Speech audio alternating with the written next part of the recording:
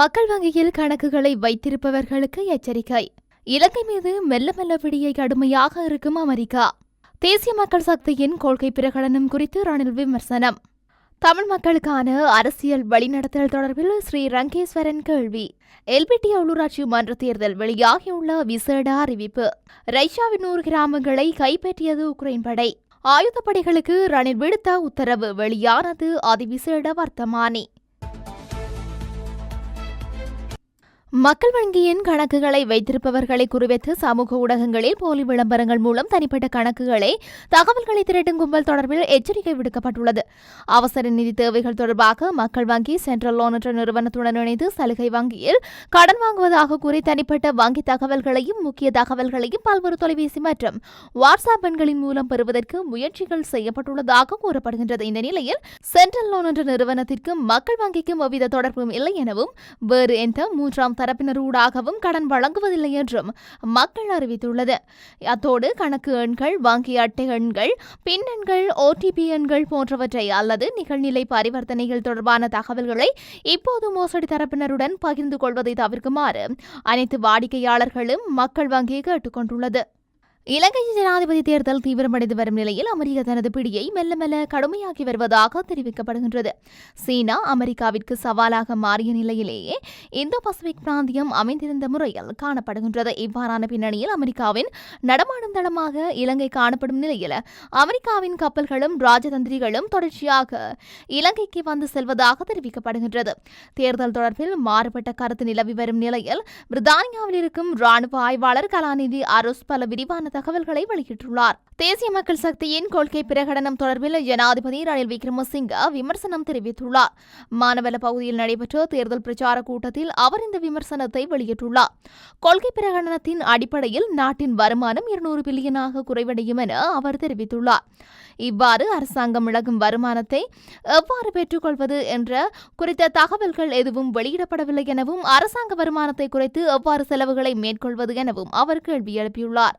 உறுதியான நிலைப்பாடும் ஒருமித்த கருதும் இல்லாத தலைமையால் தமிழ் மக்களுக்கு சரியான அரசியல் வழிநடத்தலை காண்பிக்க முடியுமா என ஈழ மக்கள் ஜனநாயக கட்சியின் ஊடக பேச்சாளர் ஐயாத்துரை ஸ்ரீ ரங்கேஸ்வரன் கேள்வி எழுப்பியுள்ளார். யாழ் ஊடக மையத்தில் நேற்று நடைபெற்ற ஊடக சந்திப்பில் தமிழ் பொது வேட்பாளர் விடயம் தொடர்பில் ஊடகவியலாளர் கருத்து கேட்டபோதே அவர் இவ்வாறு வினவியுள்ளார். இதன்போது அவர் மேலும் கூறுகையில், ஜனாதிபதி தேர்தலில் சந்திப்பவர்களாகிய கட்டமைப்பை உருவாக்குவது கூறியவர்களில் சில நாடாளுமன்ற உறுப்பினர்கள் ஜனாதிபதி ரணில் விக்ரமசிங்கவிற்கு ஆதரவை வெளியிட்டுள்ளனர். இது அரசியல் இலக்கற்ற சந்தர்ப்பவாத செயற்பாடு என ஏற்கனவே நாம் தெளிவுபடுத்தியிருந்தோம். அது இப்போது நடைமுறையில் அரங்கேறி வருகின்றது. இவ்வாறான செயற்பாடுகளை தமிழ் மக்கள் உன்னிப்பாக அவதானித்துக் கொள்ள வேண்டும்.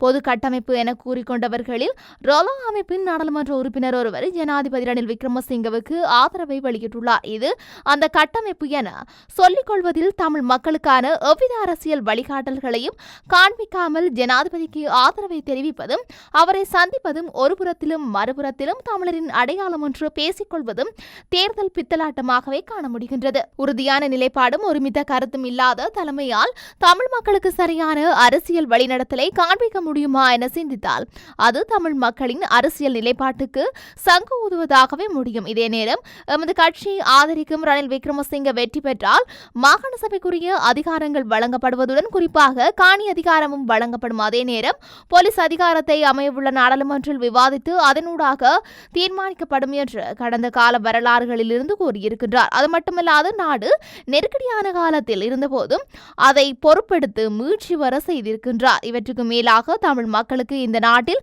அரசியல் உரிமைசார் பிரச்சினை இருக்கின்றது என்பதை ஏற்றுக்கொண்டு செயற்படுகின்றார். ஆனால் சஜித் பிரேமதாசவை எடுத்துக்கொண்டால் அவர் வடக்கு கிழக்கில் 1000 விகாரைகளை கட்ட வேண்டும் என்கின்றார். அதனூடாக இந்த நாடு ஒரு பௌத்த நாடு என்பதை பிரகடனப்படுத்துகின்றார். அதேபோன்று நாமல் ராஜபக்ச மாகாண சபை அதிகாரங்களை கூட கொடுக்க மறுக்கின்றார். மற்றொரு வேட்பாளரான அன்ரோகுமார திசநாயக்கவை எடுத்துக்கொண்டால் நிலத்தொடர்புடன் தமிழ் பேசும் மக்கள் இருந்து வந்த வடக்கு கிழக்கை பிரித்து தமிழ் மக்கள் ஒருபோதும் ஒரே சேராக தாயக நிலத்துடன் இருக்கக்கூடாது என்பதை வலியுறுத்தியுள்ளார். இதே நேரம் நமது ஈழ மக்கள் ஜனநாயக கட்சியின் நிலைப்பாடு மதசார்பற்றதாகவே இருக்கின்றது. அந்த வகையில் ஒரு மதமோ அல்லது மொழியோ இன்னொரு மதத்தையோ மொழியையோ ஆள முடியாது என்பதாகவே உள்ளது. எல்பிட்டிய பிரதேச சபை தேர்தலுக்கு தபால் மூலம் வாக்களிக்க தகுதியுடையவர்களின் விண்ணப்பங்கள் ஏற்றுக்கொள்ளும் காலம் தொடர்பாக புதிய தகவல்கள் வெளியாகியுள்ளன. அதன்படி குறித்த விண்ணப்பங்களை ஏற்றுக்கொள்ளும் காலம் 26/8/2024 முதல் 13/9/2024 நள்ளிரவு 12 மணியுடன் நிறைவடைவுள்ளது. இந்த கால அவகாசம் எக்காரணத்திற்காகவும் நீடிக்கப்பட மாட்டாது என தேர்தல்கள் ஆணைக்குழு அறிக்கையில் வெளியிட்டுள்ளது. அந்த வகையில் தபால் மூல வாக்கு விண்ணப்பங்களை பூர்த்தி செய்வதற்கு தேவையான 2024 வாக்காளர் பட்டியல் தகவல்களை தேர்தல் ஆணைக்குழுவின் இணையதளத்திற்கு சென்று பெற்றுக் கொள்ளலாம். மேலும் 2024 ஆண்டுக்கான எல்பிட்டிய பிரதேச சபை வாக்காளர் பட்டியல்களும் தேவையான தகவல்களை பெறுவதற்காக பின்வரும் இடங்களில் காட்சிப்படுத்தப்படும்.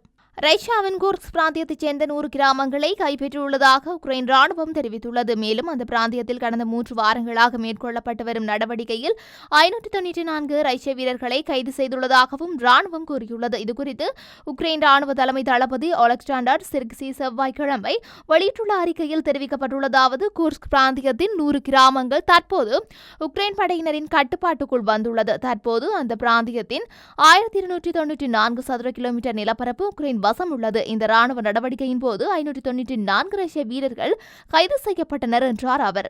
குர்ஸ்க் பகுதி போரில் கைது செய்யப்பட்ட ரஷ்ய ராணுவத்தினர் குறித்த புள்ளி விவரங்கள் அதிகாரப்பூர்வமாக வெளியிடப்படுவது இதுவே முதன்முறை என்பதும் குறிப்பிடத்தக்கது. எதிர்வரும் செப்டம்பர் மாதம் 21 ஜனாதிபதி தேர்தல் நடைபெறவுள்ள நிலையில் ஆகஸ்ட் 27 முதல் நடைமுறைக்கு வரும் வகையில் நாடு முழுவதும் சட்டம் ஒழுங்கை நிலைநாட்டுமாறு ஆயுதப்படைகளுக்கு அழைப்பு விடுக்கும் வகையில் ஜனாதிபதி ரணில் விக்ரமசிங்க அதிவிசேட வர்த்தமானி அறிவித்தலை வெளியிட்டுள்ளார்.